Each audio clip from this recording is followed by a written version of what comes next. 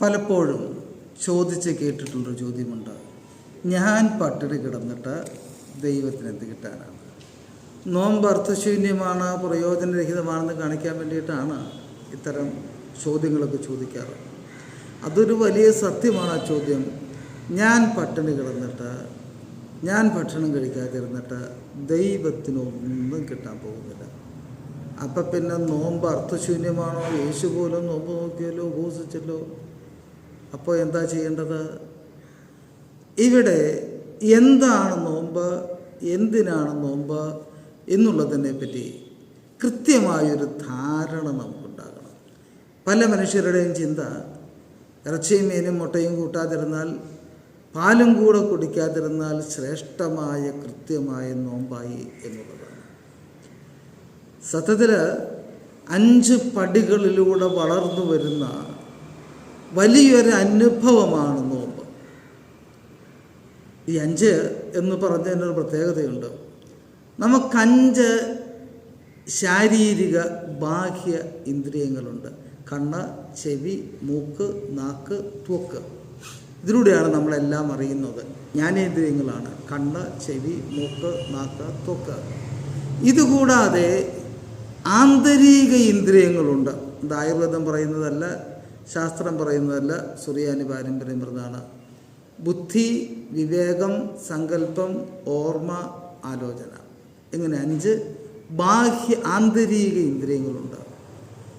ഈ 10 5 ബാഹ്യേന്ദ്രിയങ്ങളും 5 ആന്തരിക ഇന്ദ്രിയങ്ങളും ചേർന്നാണ് നമ്മൾ എന്ത് ചെയ്യണം, എന്ത് ചെയ്യരുത് എന്ന് തീരുമാനിക്കുക. ഈ ഇന്ദ്രിയങ്ങളെ നിയന്ത്രണമില്ലാതെ അതിൻ്റെ വഴിക്ക് വിട്ടാൽ അത് പാപങ്ങളിലേക്കും ദോഷങ്ങളിലേക്കും നാശങ്ങളിലേക്കും ചെന്നെത്തും. അപ്പോൾ ആരാണ് പാപം ചെയ്യുന്നത്? ആരാണ് പുണ്യവാനായിത്തീരുന്നത്? വളരെ കൃത്യമാണ് ഉത്തരം. ഇന്ദ്രിയങ്ങളെ നിയന്ത്രിക്കാൻ കഴിയാത്തവൻ പാപം ചെയ്യുന്നു. ഇന്ദ്രിയങ്ങളെ നിയന്ത്രണത്തിലാക്കുന്നവൻ പുണ്യവാനായിത്തീരുന്നു. ഈ 5 ബാഹ്യേന്ദ്രിയങ്ങൾ, 5 ആന്തരികേന്ദ്രിയങ്ങൾ, ഇവയെ നിയന്ത്രിക്കാൻ നമുക്ക് പലതിൻ്റെ കൂടെ ഉള്ളത് 5 നോമ്പുകളാണ്. ഏതൊക്കെയാണ്? 3 നോമ്പ്, വലിയ നോമ്പ്, സ്ലീഹാ നോമ്പ്, സൂനോയോ നോമ്പ്, എൽദോ നോമ്പ്. 5 നോമ്പുകളാണ് നമുക്കുള്ളത്. നോമ്പിന് 5 പടികളുണ്ട്. ഇന്നിപ്പോൾ ഞാൻ വലിയ നോമ്പിനെ കുറിച്ചാണ് പറയുന്നത്. 5 പടികളുണ്ട്. അപ്പോൾ 5 ആന്തരികേന്ദ്രിയങ്ങൾ, 5 ബാഹ്യേന്ദ്രിയങ്ങൾ, അവയെ നിയന്ത്രിക്കാനായിട്ട് 5 പടികളുള്ള 5 നോമ്പുകൾ. ഇനി എങ്ങനെയാണ് നോമ്പ് ഈ ഇന്ദ്രിയങ്ങളെ നിയന്ത്രിക്കാൻ നമുക്ക് കഴിവ് നൽകുന്നത്? ഓരോ പടിപടിയായിട്ട് ഞാൻ പറഞ്ഞു പോകാം. ആദ്യമായിട്ട് നോമ്പ് ചെയ്യുന്നത് നമ്മുടെ ശരീരത്തെ ശുദ്ധീകരിക്കുക എന്നുള്ള പ്രവൃത്തിയാണ്. നമ്മുടെ ശരീരം സത്യം പറഞ്ഞാൽ പ്രത്യേകിച്ച് ഈ ആധുനിക കാലത്ത് മലിനമാണ്, മലീമസമാണ്. അതിൻ്റെ ഏറ്റവും വലിയൊരു ഉറവിടമെന്ന് പറയുന്നത് തന്നെ നമ്മുടെ ഭക്ഷണമാണ്. അമിതാഹാരവും അഹിതാഹാരവും ഇന്നത്തെ കാലത്തിൻ്റെ രീതിയാണ്. മന്തി മുതൽ എന്തെല്ലാം സാധനങ്ങളാണ് നമ്മുടെ ശരീരത്തിൽ കൊള്ളാത്ത വണ്ണം, ശരീരത്തിന് ചേരാത്ത വണ്ണം, ചിലപ്പോഴൊക്കെ വിഷമയമായ രീതിയിൽ വിരുദ്ധാഹാരങ്ങളും ചേർത്തൊക്കെ നമ്മൾ കഴിക്കുന്നത്. ഈ മാലിന്യങ്ങളൊക്കെ ശരീരത്തിലുണ്ട്. കാലങ്ങൾ ചെല്ലുന്തോറും ഇങ്ങനെ കൂടി കൂടി കൂടി കൂടി വരും. എപ്പോഴെങ്കിലും ഇതൊന്ന് കുറയ്ക്കണ്ടേ? ഇതൊന്ന് പുറത്തു കളയണ്ടേ? ഈ മാലിന്യങ്ങൾ കൂടിയാണല്ലോ ഇന്നത്തെ പല ജീവിതശൈലി രോഗങ്ങളുണ്ടാകുന്നത്. അപ്പോൾ നമുക്കൊന്ന് നോക്കാം. ഒന്നാമത്, 3 തരത്തിലാണ് ശരീരം ഈ മാലിന്യങ്ങളെ നോമ്പുകാലത്ത് പുറത്തു കളയുന്നത്. നോമ്പിൽ ചെയ്യുന്ന ഒന്നാമത്തെ പ്രവൃത്തി എന്താണ്? ഭക്ഷണത്തിന് നിയന്ത്രണം വരുത്തുന്നു. 2 തരം ഭക്ഷണങ്ങളുണ്ടായിരുന്നു, അത് ഞാൻ പിന്നെ പറയാം. ഭക്ഷണത്തിന് നിയന്ത്രണം വരുത്തുന്നു. ഇറച്ചിയും മീനും മുട്ടയും ഒക്കെ ഉപേക്ഷിക്കുമ്പോൾ പെട്ടെന്ന് തന്നെ നമ്മുടെ ഭക്ഷണത്തിൻ്റെ അളവും കുറയും. ശരീരത്തിന് അത്രയും ആശ്വാസമായി. കാര്യം ഭക്ഷണം ദഹിപ്പിക്കുക എന്നുള്ളത് ശരീരത്തിന് വലിയ ഭക്ഷണമാണ്. 8 മണിക്കൂർ ജോലി ചെയ്യുന്നവനോട് 1 മണിക്കൂർ ഭക്ഷണം കഴിക്കാൻ പറഞ്ഞാൽ അവന് സാധിക്കില്ല. 4 ഉരുളച്ചോറ് പതിവിൽ കൂടുതലുണ്ടാൽ നമ്മൾ ക്ഷീണിക്കും. അത്ര വിഷമമുണ്ട് ശരീരത്തിന് ഭക്ഷണം ദഹിപ്പിക്കാൻ. അപ്പോൾ ഭക്ഷണത്തിലെ നിയന്ത്രണങ്ങൾ വരുത്തുമ്പോൾ, മത്സ്യം, മാംസം, മുട്ട ഇവയൊക്കെ ഒഴിവാക്കുമ്പോൾ ഭക്ഷണത്തിൻ്റെ അളവ് സ്വാഭാവികമായി കുറയും. രണ്ടാമത്തെ പണി എന്താണ്? നോമ്പിൻ്റെ നിയമമെന്ന് പറയുന്നത് സന്ധ്യ വരെ, അതായത് വൈകിട്ട് 6 മണി വരെ ഉപവസിക്കണമെന്നുള്ളതാണ്. 6 മണി വരെ ഉപവസിക്കാൻ കഴിയാത്തവൻ 3 മണി വരെ ഉപവസിക്കണം. 3 മണി വരെ ഉപവസിക്കാൻ കഴിയാത്തവൻ 12 മണി വരെ ഉപവസിക്കണം. ഇതാണ് നോമ്പിൻ്റെ നിയമം. അതിനെ ഇളവുള്ളതാക്കിയാണ്. കുട്ടികൾക്ക് ഇളവുണ്ട്, രോഗികൾക്ക് ഇളവുണ്ട്, വൃദ്ധന്മാർക്കായി ഇളവുണ്ട്, ഗർഭിണികൾക്ക് ഇളവുണ്ട്, 5-മതായിട്ട് മുല കുടിപ്പിക്കുന്ന അമ്മമാർക്ക് ഇളവുണ്ട്. ഇത്രയും പേർക്ക് അതിന് ഇളവുള്ളൂ. ബാക്കി എല്ലാവരും നോമ്പിൽ ഉച്ചവരെയെങ്കിലും ഉപവസിക്കാൻ ബാധ്യസ്ഥരാണ്. നമ്മൾ ഉച്ചവരെ ഉപവസിച്ചാൽ നമ്മുടെ കാര്യങ്ങൾ നടക്കണം. ശരീരത്തിന് എൻ്റെ ഹൃദയവും കരളും വൃക്കയും എല്ലാം പ്രവർത്തിക്കണം. നമ്മുടെ ഉത്തരവാദിത്തപ്പെട്ട ജോലികൾ ചെയ്യണം. ഇതിനൊക്കെ ഊർജം വേണം. നേരത്തെ ശരീരത്തിൽ കെട്ടിക്കിടക്കുന്ന ശരീരം സൂക്ഷിച്ചു വെച്ചിരിക്കുന്ന കൊഴുപ്പും മറ്റ് കാര്യങ്ങളൊക്കെ ഉപയോഗിച്ച് അത് കുറഞ്ഞു നോമ്പ് കാലത്ത്. ഇനി എങ്ങനെയാണ് ഉപവാസം അവസാനിപ്പിക്കേണ്ടത്? ഉപവാസം അവസാനിപ്പിക്കുന്നത് ഉച്ചയ്ക്ക് 3-ാം മണിയുടെയും 6-ാം മണിയുടെയും 9-ാം മണിയുടെയും പ്രാർത്ഥനകളൊക്കെ ചൊല്ലി കൗമയ്ക്കെല്ലാം കുമ്പിട്ട്, അത് കഴിഞ്ഞ് 40 പ്രാവശ്യം നമ്മൾ കുരിശിനെ ധ്യാനിച്ച് കുമ്പിട്ടാണ് ഈ ഉപവാസം അവസാനിപ്പിക്കുന്നത്. കുമ്പിടുന്ന പലർക്കും അറിയില്ല എങ്ങനെയാണ് കുമ്പിടേണ്ടതെന്ന്. പല ആളുകളും 1, 2 40 പേരെയാണ് കുമ്പിടുക. അങ്ങനെയൊന്നും അല്ല കുമ്പിടുക. നമ്മൾ യേശുക്രിസ്തുവിൻ്റെ മുറിവുകളെ ധ്യാനിച്ചാണ്. ആദ്യമുണ്ടായത് ശിരസിലെ മുറിവുകളാണ്, മുൾക്കിരീടത്തിൻ്റെ മുറിവുകൾ. അപ്പോൾ ശിരസിൽ ചുംബിക്കുന്നു എന്ന് ധ്യാനിച്ചുകൊണ്ട് യേശു നമ്മുടെ മുമ്പിൽ ഇങ്ങനെ മലർന്നു കിടക്കുകയാണ് കുരിശിൽ. ആ കുരിശിൽ കിടക്കുന്ന യേശുവിൻ്റെ മുഖത്ത് ചുംബിക്കുന്നു എന്ന് ധ്യാനിച്ചുകൊണ്ട് നമ്മൾ യേശുവിൻ്റെ ശിരസിൽ ആദ്യത്തെ 2 പ്രാവശ്യം 2 കുറിയലായി ചൊല്ലി കുമ്പിടും. രണ്ടാമത് പാദങ്ങളിലാണ് ആണി അടിക്കപ്പെട്ടത്. ആ പാദങ്ങളിൽ ചുംബിക്കുന്നു എന്ന് ധ്യാനിച്ചുകൊണ്ട് 3-ഉം 4-ഉം കുമ്പിടുന്നു. പിന്നെയോ യേശുവിൻ്റെ വലതുവശത്ത് നമ്മുടെ ഇടതുവശമാണ്. അപ്പോൾ യേശുവിൻ്റെ വലതുവശത്ത്, അതാണ് നമ്മുടെ ഇടതുവശത്ത് വലത് കൈയിൽ ആണ് പിന്നീട് ആണി അടിക്കപ്പെട്ടത്.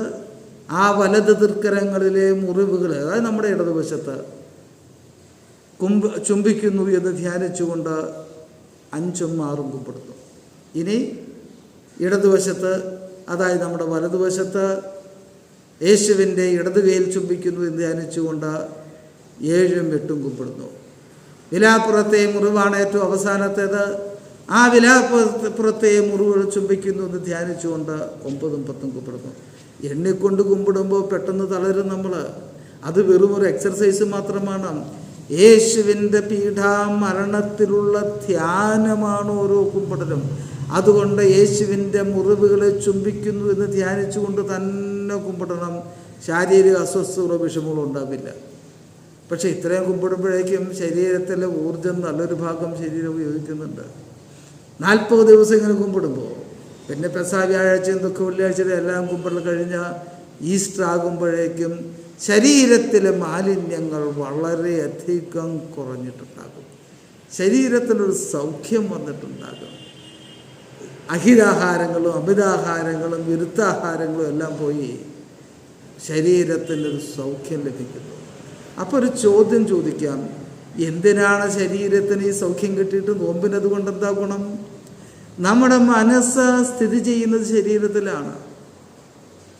മനസ്സ് ആത്മാവും ചേർന്നാണ് നമ്മുടെ ഇന്ദ്രിയങ്ങളെ നിയന്ത്രിക്കുന്നത്. അപ്പം മനസ്സിൽ നിയന്ത്രണം വരണമെന്നുണ്ടെങ്കിൽ എന്ത് വേണം?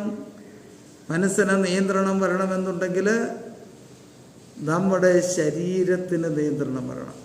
ശരീരം ശുദ്ധീകരിക്കപ്പെട്ടാലാണ് മനസ്സ് ശുദ്ധീകരിക്കപ്പെടുക. ഒരുപക്ഷേ നമുക്കറിയാമായിരിക്കും, നമ്മൾ കഴിക്കുന്ന ആഹാരവും നമ്മുടെ സ്വഭാവവും തമ്മിൽ ഒത്തിരി ബന്ധമുണ്ട്. നമുക്കറിയാം, ഇപ്പോൾ മാനസിക രോഗം വന്ന ഒരാൾക്ക് ഗുളികയും അതല്ലെങ്കിൽ മറ്റ് മരുന്നുകളൊക്കെ കൊടുക്കുന്നത് വായിലൂടെയാണ്, ഭക്ഷണമായിട്ടാണ് കഴിക്കുന്നത്. പക്ഷേ ശരീരത്തിലത് മാറ്റം ഉണ്ടാക്കും. ലിഥിയം എന്ന് പറഞ്ഞൊരു വസ്തു ശരീരത്തിൽ അല്പം കുറഞ്ഞാൽ ആൾ വളരെ വയലൻ്റാകും. ഇച്ചിരി കൂടിപ്പോയാൽ ആൾ ഒന്നിനോടും പ്രതികരിക്കാത്ത ആളായിപ്പോകും. അപ്പോൾ ശരീരത്തിലേക്ക് ചെല്ലുന്ന പല കാര്യങ്ങളും നമ്മുടെ സ്വഭാവത്തെ നിയന്ത്രിക്കുന്നവയാണ്. അതുകൊണ്ട് എന്ത് ചെയ്യണം? നമ്മുടെ ശരീരം ശുദ്ധീകരിക്കപ്പെടുമ്പോൾ നമ്മുടെ മനസ്സും ശുദ്ധീകരിക്കപ്പെടുന്നു. തീഷ്ണാഹാരങ്ങൾ എന്ന് പറഞ്ഞാൽ മുട്ട, മാംസം, ഇതൊക്കെ നമ്മുടെ തീഷ്ണ വികാരങ്ങളെ വളരെ എന്തെന്നാ പറയുക, ഉണർത്തുന്നവയാണ്.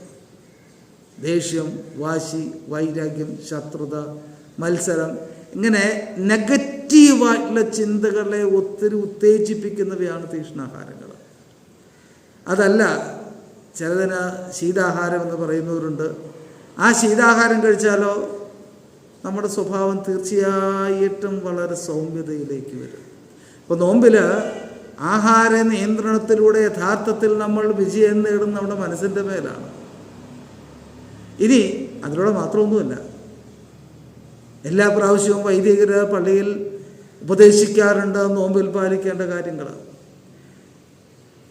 യഥാർത്ഥം പറഞ്ഞാൽ മനസ്സിനെ നിയന്ത്രിക്കാനുള്ള നിയന്ത്രണം ശരീരത്തിന് ലഭിക്കാൻ വേണ്ടിയിട്ടാണ് ഭക്ഷണം കഴിക്കാതിരിക്കുന്നത്, വേറെ അതിന് പ്രയോജനമൊന്നുമില്ല.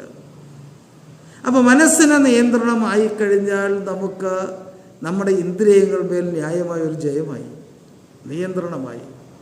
അപ്പോൾ നമ്മൾ ഭക്ഷണം നിയന്ത്രിക്കുന്നു. പിന്നെ എല്ലാ വർഷവും വൈദികർ പറയും നോമ്പാണ്, നമ്മുടെ വാക്കുകൾ നിയന്ത്രിക്കണം, നമ്മുടെ മനസ്സിനെ നിയന്ത്രിക്കണം, ചിന്തകൾ നിയന്ത്രിക്കണം, അരുതാത്തത് പറയരുത്, കലഹിക്കരുത്, ദേഷ്യപ്പെടരുത്. നോമ്പാണെന്നൊരു ചിന്ത കുടുംബത്തിൽ എല്ലാവർക്കും വേണം. ആരെങ്കിലും അബദ്ധത്തിൽ എന്തെങ്കിലും പറഞ്ഞു പോയാൽ മറ്റുള്ളവർ ഉടനെ തിരുത്തണം, മോനെ നോമ്പാണ് കേട്ടോ അങ്ങനെ പറയല്ലേ, അല്ലെങ്കിൽ അങ്ങനെയൊക്കെ പറയല്ലേ, നോമ്പല്ലേ. 3 പ്രാവശ്യം പറഞ്ഞാൽ മതി. മനസ്സിന് നിയന്ത്രണം വന്നു കഴിഞ്ഞു, നാവിന് നിയന്ത്രണം വന്നു കഴിഞ്ഞു, സംഭാഷണത്തിന് നിയന്ത്രണം വന്നു കഴിഞ്ഞു. ഒരാഴ്ച ധാരാളം മതി. ഒരു കുടുംബത്തിൽ എല്ലാവരും നോമ്പ് നോക്കുന്ന ഒരു കുടുംബം നോമ്പിൻ്റെ നിയന്ത്രണത്തിലേക്ക് വരാൻ ഒരാഴ്ച മതി. ഞാൻ പറയുന്നത് മാത്രമല്ലോ, പ്രത്യേക പ്രാർത്ഥനകളാണ്. കുമ്പിട്ട് പ്രാർത്ഥിക്കൽ നോമ്പിന് മാത്രമല്ല ഉള്ളത്, നോമ്പിലത് കർശനമായിട്ടുണ്ട്. പിന്നെ നോമ്പിൽ സുവിശേഷ യോഗങ്ങളുണ്ട്, ധ്യാന യോഗങ്ങളുണ്ട്, കുമ്പസാരമുണ്ട്. ഇങ്ങനെ എല്ലാം പരിപാടി ഓരോ അനുഭവം നമ്മളോട് പറയുന്നത് നോമ്പാണ്, ശ്രദ്ധയോടെ ജീവിക്കണം, നോമ്പാണ്, ശ്രദ്ധയോടെ ജീവിക്കണം. അപ്പോൾ മനസ്സിന്മേൽ നിയന്ത്രണം സാധിക്കുന്നു നോമ്പിലൂടെ. നമുക്ക് രണ്ടാമത്തെ പടി ഇതാണ്. ശുദ്ധീകരിക്കപ്പെട്ട ശരീരത്തിലെ മനസ്സിന് നിയന്ത്രണം നേടിയെടുക്കാൻ എളുപ്പമാണ്. രണ്ടാമത്തെ പടി മനസ്സിൻ്റെ ശുദ്ധീകരണം. മൂന്നാമത്തെ ആത്മാവിൻ്റെ ശുദ്ധീകരണമാണ്. മനസ്സ് ശുദ്ധീകരിക്കപ്പെട്ടാലേ ആത്മാവ് ശുദ്ധീകരിക്കപ്പെടുകയുള്ളൂ. യഥാർത്ഥത്തിൽ പാപത്തിൻ്റെ ഉറവിടം, പാപം ബാധിക്കുന്നത് ആത്മാവിനെയാണ്. പാപത്തിൻ്റെ ശമ്പളം മരണമെന്ന് പറയുമ്പോൾ അത് ആത്മാവിൻ്റെ മരണമാണ് ഉദ്ദേശിക്കുന്നത്, ശാരീരിക മരണമല്ല. പാപത്തിൻ്റെ ശമ്പളമായിട്ട് അന്നേരം എന്താ സംഭവിക്കുന്നത്? നോമ്പിൽ വളരെ പ്രധാനമായി നമ്മൾ ഈ എത്തിക്കഴിഞ്ഞൊരു അറിവാണ് മനസ്സ് നിയന്ത്രിക്കപ്പെടുന്നു. മനസ്സ് നിയന്ത്രിക്കപ്പെടുമ്പോൾ തന്നെ ആത്മാവിന് ന്യായമായൊരു ശുദ്ധീകരണമോ ശുദ്ധീകരണത്തിൻ്റെ ഒരുക്കമോ ലഭിക്കുന്നുണ്ട്.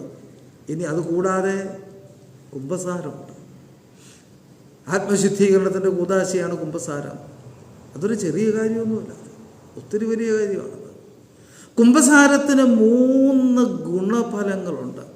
സത്യമായ കുമ്പസാരത്തിനാണ് കേട്ടോ. മനസ്സ് തുറന്ന്, ഹൃദയം തുറന്ന് വൈദികൻ്റെ മുമ്പിൽ കുമ്പസാരിക്കുമ്പോൾ, ചില വൈദികർക്ക് കുമ്പസാരം ഒരു നൽവരമായിട്ട് ലഭിച്ചവരുണ്ട്.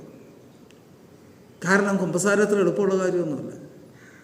എന്തെങ്കിലും കാര്യങ്ങൾ മെഷീനെ പോലെ പറഞ്ഞുകൊണ്ടിരിക്കാനൊന്നും വൈദികനെ കൊണ്ട് പറ്റില്ല. ആ കുമ്പസാരിക്കാൻ വന്ന വ്യക്തിയുടെ മനസ്സും ആത്മാവും ശുദ്ധീകരിക്കുക പുരോഹിതൻ്റെ ഉത്തരവാദിത്വമാണ് സത്യമായ കുമ്പസാരത്തിൽ. അപ്പോൾ 3 അനുഭവങ്ങളുണ്ടാകും. ഒന്നെന്താണ്? ഒന്ന്, മനസ്സ് ശുദ്ധീകരിക്കപ്പെടുന്നു. കുമ്പസാരത്തിൽ മനസ്സ് ശുദ്ധീകരിക്കപ്പെടുന്നുണ്ട്. 2, ആത്മാവ് ശുദ്ധീകരിക്കപ്പെടുന്നുണ്ട്. അത് കൂദാശയാണ്, ആത്മശുദ്ധീകരണത്തിൻ്റെ കൂദാശയാണ്. 3, ബന്ധങ്ങൾ ശുദ്ധീകരിക്കപ്പെടുന്നുണ്ട്. പലപ്പോഴും കലഹങ്ങൾക്ക്, കുടുംബത്തിലെ കലഹത്തിന് കാരണം ഓരോ വ്യക്തിയുടെയും മനസ്സിൻ്റെ ഉള്ളിൽ കിടക്കുന്ന ചില ഈർഷ്യകളുണ്ട്, ചില വാശികളുണ്ട്, ചില ദേഷ്യങ്ങളുണ്ട്. ഇതൊക്കെ പുറത്തേക്ക് വരാൻ മാത്രം കാരണമൊന്നുമില്ല. പക്ഷേ മനസ്സിലിങ്ങനെ കൂടി വരാൻ നേരത്തെ ഇടയ്ക്കൊക്കെ അത് പുറത്തേക്ക് ചാടി വരും. പലപ്പോഴും തെറ്റിദ്ധാരണകളൊക്കെ ആയിരിക്കും. ഒരാൾ പറഞ്ഞത് വേറൊരർത്ഥത്തിലായിരിക്കും എടുത്തിട്ടുണ്ടാവുക. അല്ലെങ്കിൽ ഒരാൾ പറഞ്ഞത് മറ്റേയാൾക്ക് അതേ ഇൻറ്റൻസിറ്റിയിൽ ഉൾക്കൊള്ളാൻ കഴിഞ്ഞു കാണില്ല.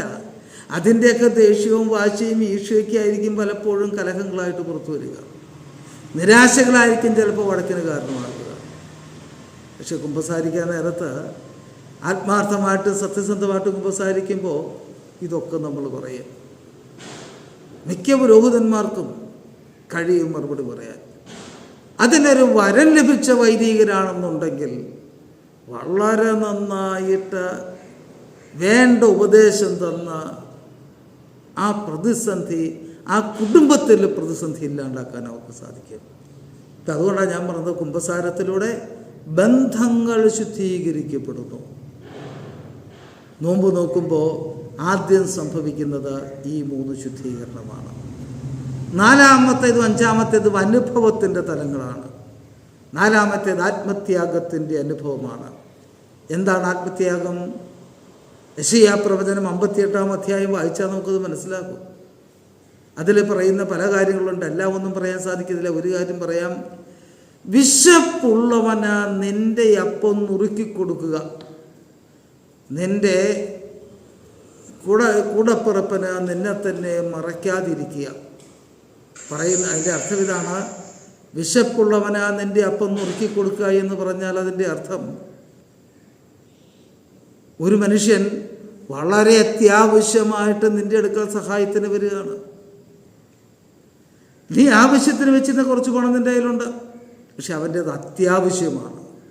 അങ്ങനെ നീ നിന്റെ ആവശ്യത്തിന് വെച്ചിരിക്കുന്നത് അതിനേക്കാൾ ഒത്തിരി വലിയ അത്യാവശ്യമുള്ളവന് നീ അത് എടുത്തു കൊടുത്താൽ അതാണ് നിന്റെ അപ്പം എന്ന് പറഞ്ഞത്. നീ ബാക്കി വച്ചേക്കുന്നതല്ല, പിന്നീട് ആവശ്യത്തിലേക്ക് മാറ്റി വച്ചേക്കുന്നതല്ല. നിന്റെ ആവശ്യത്തിന് നീ വെച്ചിരിക്കുന്നതാണ് നിന്റെ അപ്പം. അത് നീ എടുത്ത അത്യാവശ്യക്കാരന് കൊടുത്താൽ അതെപ്പോഴും നോമ്പാണ്. നിന്റെ മാംസരക്തങ്ങളായിരിക്കുന്നവർക്ക്, അതിൻ്റെ കൂടെ പുറപ്പുകൾക്ക് നിന്നെ മറക്കരുത്. അവരൊരാവശ്യം പറഞ്ഞ് എൻ്റെ അടുത്ത് വരുമ്പോൾ, മോനെ പപ്പ ഇവിടെ ഇല്ലെന്നൊന്ന് പറഞ്ഞേക്കിട്ടോ, അല്ലെ പപ്പ പോയി എന്ന് പറഞ്ഞേറെ, ഇങ്ങനെയൊന്നും നുണ പറയരുത്. ആവശ്യക്കാരൻ നിൻ്റെ അടുത്ത് വരുമ്പോൾ നിൻ്റെ കൈ മലർക്കെ തുറക്കണം. പ്രത്യേകിച്ച് നിൻ്റെ കുടുംബക്കാരോ സ്വന്തക്കാരോ വന്നാൽ ഇല്ല എന്ന് നീ പറയരുത്. കാര്യം നോമ്പ് ത്യാഗത്തിൻ്റെ അനുഭവമാണ്, ആത്മത്യാഗത്തിൻ്റെ അനുഭവമാണ്. നോമ്പിൽ ആദ്യം ചെയ്യുന്നത് എന്താ? ഭക്ഷണം ഉപേക്ഷിക്കലാണ്. ഉപവാസമുണ്ട്. അറിയാമോ, ഈ ഉപവസിക്കുന്ന നേരത്തെ ആഹാരം എനിക്കുള്ളതല്ല, നിങ്ങൾക്കുള്ളതല്ല, ദൈവത്തിൻ്റെ പേരിലാണ് ഉപേക്ഷിച്ചത്. അപ്പോൾ ആ ഉപേക്ഷിച്ച നേരത്തെ ആഹാരത്തിൻ്റെ വില എന്ന് പറയുന്നത് ദൈവത്തിനുള്ളതാണ്. അത് അനാഥനോ വിധവയ്ക്കോ ദരിദ്രനോ പ്രദേശിക്കോ അങ്ങനെ ആർക്കെങ്കിലും കൊടുക്കാനാകാം. ഇല്ലെങ്കിൽ ഇടവകയിൽ മുഴുവൻ ആളുകളും ചേർന്ന് ഒരുമിച്ച്, അല്ലെങ്കിൽ കുറച്ചാൾ ചേർന്ന് ഒരുമിച്ച് സ്വരൂപിച്ച് ഇടവകയിൽ ഒരു നല്ല കാര്യത്തിന് ആർക്കെങ്കിലും വീട് വെച്ചാനോ ഒരു രോഗിക്ക് ചികിത്സയ്ക്ക് കൊടുക്കാനോ അങ്ങനെ എന്തെങ്കിലും കാര്യത്തിനാകാം, ദൈവാലയത്തിന് കൊടുക്കാനുമാകാം. എന്താണെങ്കിലും ദൈവനാമത്തിൽ നമ്മൾ ഉപേക്ഷിച്ച ആഹാരം ദൈവത്തിനുള്ളതാണ്. അതിൻ്റെ മൂല്യം നമ്മൾ ഉപേക്ഷിക്കണം, കൊടുക്കണം. ഒരു നോമ്പിലെ പ്രാർത്ഥനയിൽ, വ്യാഴാഴ്ച പ്രാർത്ഥന തോന്നുന്നൊരു ഗീതമുണ്ട്. വയല് വിത്തന്വേഷിച്ച് കൃഷിക്കാരൻ്റെ അടുത്തേക്ക് വരാറില്ല, കൃഷിക്കാരൻ വിത്തുമായി വയലിലേക്ക് പോകുന്നു. അതുപോലെ നോമ്പ് നോക്കുന്ന മനുഷ്യൻ ദരിദ്രൻ ചോദിച്ചു വരാൻ കാത്തു നിൽക്കാതെ അവൻ ചെന്ന് ദരിദ്രരെ അന്വേഷിച്ച് കണ്ടെത്തി ദാനം ചെയ്യണം. അപ്രയം പിതാവിൻ്റെ ഓർമ്മയാണ് നോമ്പിൽ 1-ാമത്തെ ശനിയാഴ്ച. വളരെ പ്രസക്തമാണത്. കാരണം ഇത്രയധികം ത്യാഗം ചെയ്ത ഒരാൾ ഒരു അത്ഭുതമാണ്. ഏതാണ്ട് 1600 കൊല്ലത്തിനപ്പുറം, 600-650 കൊല്ലത്തിനപ്പുറം അദ്ദേഹം ചെയ്തൊരു കാര്യമാണ്. ദേശത്ത് ക്ഷാമമുണ്ടായി. എനിക്ക് തോന്നുന്നു ആദ്യത്തെ യൂത്ത് അസോസിയേഷൻ അദ്ദേഹത്തിൻ്റെയാണെന്ന്. യുവാക്കളെയും കൂട്ടി അദ്ദേഹം ഇറങ്ങി ദേശദേശാന്തരം കയറി സഞ്ചരിച്ചു.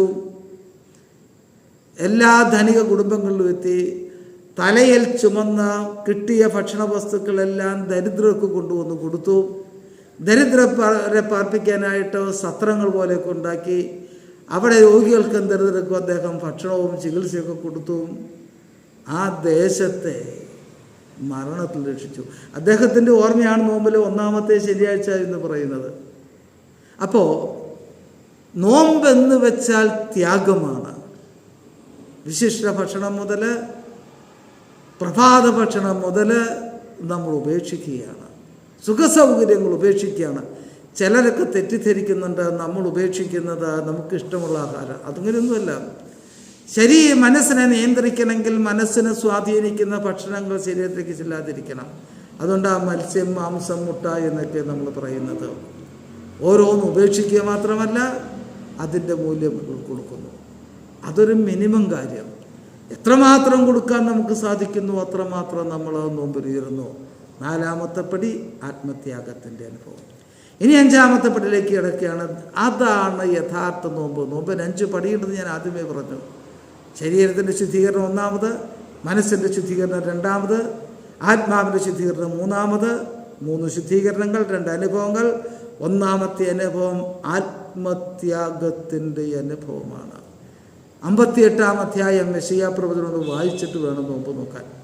വായിച്ചില്ലെങ്കിൽ ഇനിയെങ്കിലും ഒന്ന് വായിക്കണം. ശ്രദ്ധിച്ചൊരു 5-6 പ്രാവശ്യം വായിക്കണം. അപ്പോൾ അറിയാം നോമ്പ് നോക്കേണ്ടത് എങ്ങനെയാണെന്ന്.